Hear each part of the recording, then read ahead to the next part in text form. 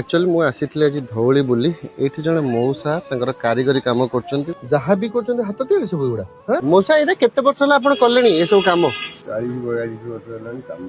40-42 वर्ष कम कले नहीं ये पछर जी आप मूर्ति अच्छी सब हाथ तैयारी ना कि मौसा अच्छा ये घर चली जाए आपंकर ये जहाँ भी बिक्री हुए सेलिंग हुए आज्ञा कष्ट हो मूर्ति केते समय लगे तैयारी करने मौसा 2 दिन लगुच अच्छा ये बिक्री है बेलू केते टंका एटा